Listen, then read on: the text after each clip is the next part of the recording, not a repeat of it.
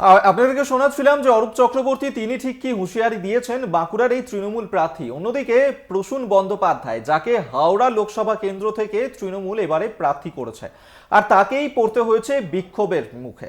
প্রচারে বেরিয়েছিলেন হাওড়ার তৃণমূল প্রার্থী প্রসূন বন্দ্যোপাধ্যায়। সেই সময়ই প্রসূন বন্দ্যোপাধ্যায়কে ঘিরে বিক্ষোভ দেখাতে থাকেন সেখানকার স্থানীয় মানুষজন। বেশ কয়েকজন তারা প্রসূন বন্দ্যোপাধ্যায়কে দেখে গো ব্যাক স্লোগান দিতে থাকেন এবং বালি বিধানসভা এলাকায় প্রচারে গিয়ে ইফতার পার্টিতেই যোগ দিয়েছিলেন প্রসূন বন্দ্যোপাধ্যায়। সেখানেই এই ধরনের বিক্ষোভের মুখে পড়তে হলো প্রসূন বন্দ্যোপাধ্যায়কে।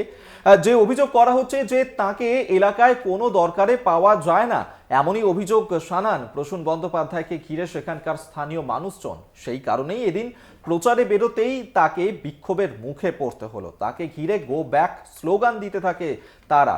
এদিকে পুরো ঘটনাটাকে পূর্ব পরিকল্পিত বলেই আখ্যা দিচ্ছেন প্রসূন বন্দ্যোপাধ্যায়।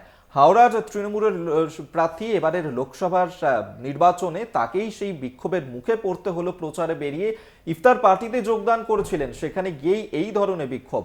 সারা বছর প্রসূন বন্দ্যোপাধ্যায়, তাকে দেখতে পাওয়া যায় না, এই অভিযোগই করছে স্থানীয় মানুষজন, যার কারণেই এই ধরনের বিক্ষোভ দেখানো হলো। তবে গো ব্যাক স্লোগানও দেওয়া হয় প্রসূন বন্দ্যোপাধ্যায়কে ঘিরে।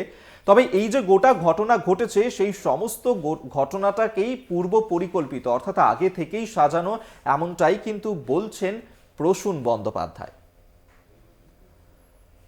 আপনাদেরকে সেই ছবি এই মুহূর্তে দেখাচ্ছি, যেখানে হাওড়ার থেকে এবারের তৃণমূলের প্রার্থী লোকসভা নির্বাচনে দাঁড়াচ্ছেন তৃণমূলের টিকিটে প্রসূন বন্দ্যোপাধ্যায়, যাকে ঘিরে একাধিক বিতর্ক সৃষ্টি হয়েছিল। প্রচারে বেরিয়ে তাকেই এবার পড়তে হলো বিক্ষোভের মুখে।